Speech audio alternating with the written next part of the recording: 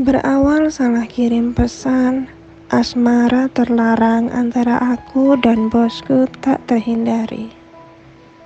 Kejadian ini bermula saat aku bekerja di sebuah perusahaan terkemuka pada tahun 2019 silam.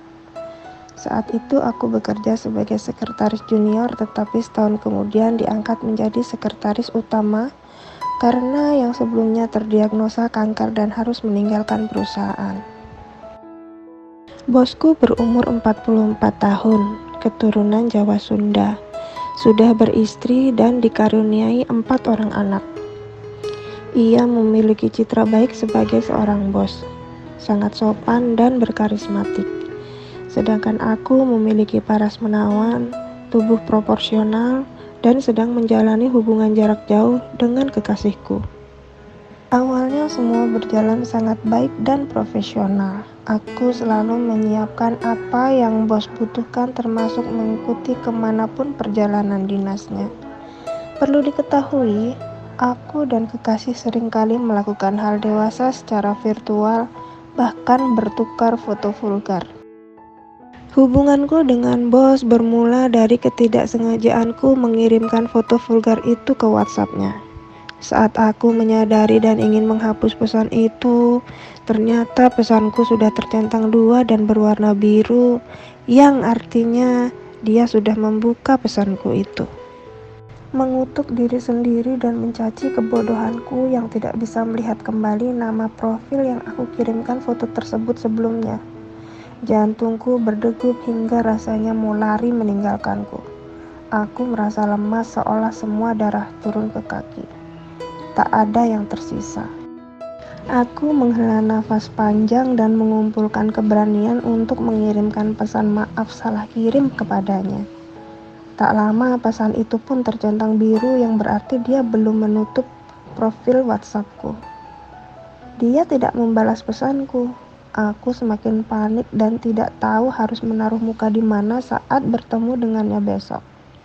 Malam itu aku tidak bisa tidur. Cemas harus berkata apa saat bertemu dengannya. Terlebih, belum lama aku diangkat menjadi sekretaris utama. Bagaimana kalau aku dikeluarkan karena perilakuku yang kurang baik? Mau ditaruh mana mukaku? Pikiranku berkecamuk. Sepertinya wajahku hari berikutnya tidak karuan saat berangkat ke kantor. Kantung mataku pastilah hitam karena tidak tidur semalaman suntuk. Selama perjalanan jantungku berdegup sangat kencang. Mungkin jika ada orang yang berdiri di sebelahku, mereka akan dengar betapa kencang suaranya. Sesampainya di parkiran kantor, keringat dingin mulai membasahi keningku. Perutku tiba-tiba mulas menahan gugup. Aku pun memasuki lobi kantor dan bergegas ke ruangan bos.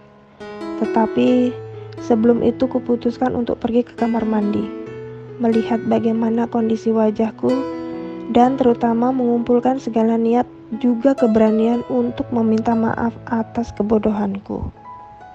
Kuperhatikan diriku sendiri di cermin kamar mandi. Buruk gerutuku. Kubuka keran dan membasuh wajah dengan air dingin. Luntur semua make up. Terlihatlah wajahku yang sesungguhnya. Kantung mata hitam, bibir pucat, kulit kering. Aku menghela nafas dan membuka tas untuk mengeluarkan pouch make up.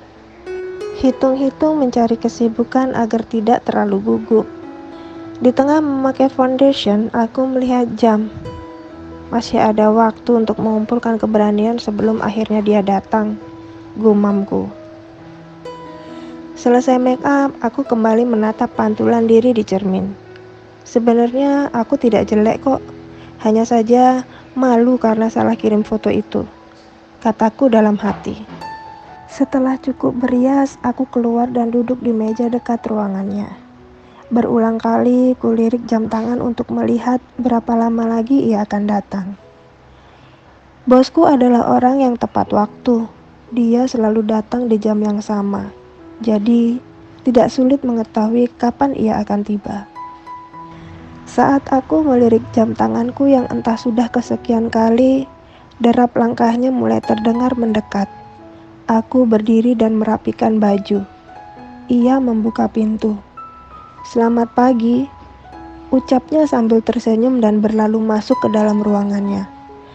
Aku hanya tersenyum dan menjawab sapaannya seperti biasa. Hari ini aku harus minta maaf, niatku. Selama 1 hari itu ia terlihat biasa sekali, tidak menginstruksikan hal aneh. Benar-benar respek aku dengannya. Berulang kali aku mengintip ke dalam ruangan untuk meminta maaf, tapi kata itu sepertinya susah sekali terlontar dari bibirku. 1 hari hampir terlewati. Ketika ia keluar dari ruangan dan berhenti di depan mejaku, ia bertanya, "Kamu pulang jam berapa?" tanyanya. "Sebentar lagi akan pulang, Pak," jawabku. "Bisa temani saya minum kopi?" tanyanya. Mendengar ajakannya itu, aku berpikir bahwa inilah saat yang tepat untuk meminta maaf. Aku pun menyetujui ajakan itu. Kami turun dan masuk ke salah satu kedai kopi yang berada di lobi. Saat tiba di kedai dan sudah memesan kopi, aku membuka obrolan tentang insiden salah kirim pesan itu. Belum selesai bercerita, ia sudah menyela pembicaraanku. "Forget it, saya paham kamu LDR. Foto itu pun sudah saya hapus," katanya. Aku pun semakin respek dengannya. Sejak kejadian itu, kami jadi makin akrab, bahkan terbawa sampai di luar lingkup kantor. Seringkali aku diundang ke rumah untuk bertemu dengan keluarganya. Dia pun sangat perhatian hingga sering mengirimkan pesan singkat sebagai cara menunjukkannya. Ada hal yang membuatku nyaman saat berada di dekatnya. Ia sangat pandai membangun suasana dengan gurauan-gurauannya. Aku kerap kali tertawa terbahak-bahak jika dia sudah melontarkannya. Mungkin kedengarannya salah, tetapi seiring berjalannya waktu, aku masuk ke dalam perangkap. Aku tidak bisa menghapus ingatan tentang bosku itu. Bahkan seringkali aku berfantasi dengannya. Gila memang. Saat itu aku sudah punya kekasih. Hubungan kami pun terjalin cukup lama dan dia sudah memiliki keluarga. Tapi aku benar-benar tidak bisa membuang hal tentangnya, sekalipun aku mencoba berulang kali. Kedekatan kami makin intens, tetapi tidak ada satupun orang di kantor yang mengetahuinya. Kami sangat profesional saat bekerja, dan dengan citra baik bosku, ia jauh sekali dari skandal negatif. Saat itu hari raya Nyepi. Aku diundang untuk makan siang bersama di salah satu restoran. Aku pun menyetujui ajakannya dan ketika datang aku hanya melihat ia duduk seorang diri. Tidak biasanya ia datang sendiri, apalagi saat hari libur. Entah apa yang salah denganku. Sepanjang hari aku berusaha untuk menggodanya. Mulai dari gerak tubuh hingga memancing obrolan yang menjurus ke arah sana. Gayung pun bersambut, ia merespon godaanku. Setelah makan siang, kami pergi ke hotel terdekat. Dari sanalah hubungan terlarang ini dimulai. Ia tidak hanya menjadi kekasih bagiku, tetapi juga kakak dan mentor bagi kehidupanku. Ia sangat gentleman dan tahu bagaimana cara memperlakukan wanita. Selama menjalin kasih dengannya, aku tidak hanya mendapatkan gaji, tetapi juga gaji kedua yang jumlahnya cukup besar. Hubungan terlarang kami berjalan cukup lama dan harus berakhir ketika kekasihku pulang dari Singapura. Cukup sulit menjalani hubungan terlarang itu jika kekasihku berada di kota yang sama. Terlebih setelah beberapa bulan kepulangannya, ia melamarku. Tentu saja aku terima lamaran tersebut, agar tidak memancing kecurigaan jika aku mengulur-ngulur waktu untuk menjawabnya. Tetapi dalam hatiku terdapat kegalauan dan kesedihan luar biasa. Pinangan itu membuatku harus memutuskan hubungan dengan bosku tercinta. Aku galau bukan main. Aku bingung, bagaimana kalau tiba-tiba aku merindukannya. Batinku berkecamuk. Aku pun memendam kegalauan itu rapat-rapat dan berusaha bertingkah normal di depan kekasihku. Setelah melewati proses pemikiran yang sangat panjang, akhirnya aku memutuskan untuk berbicara dengan kekasihku. Bagaimana kalau aku resign dari kantor? Boleh, tanyaku. Kekasihku menyetujui dan bilang kalau ia mendukung semua keputusanku. Berat rasanya menulis bahkan mengajukan surat resign ketika sudah terkait perasaan dengan atasan. Tapi aku tidak mungkin mengecewakan kekasihku dan memilih seorang yang sudah berkeluarga. Jika aku memilihnya, hubungan kami belum tentu memiliki ujung yang diharapkan. Aku juga tidak tega melihat keluarga yang harmonis hancur hanya karena keberadaanku. Kuletakkan surat resign di meja bosku. Ketika ia membacanya, ia terlihat sangat sedih. Hari terakhirku bekerja tiba.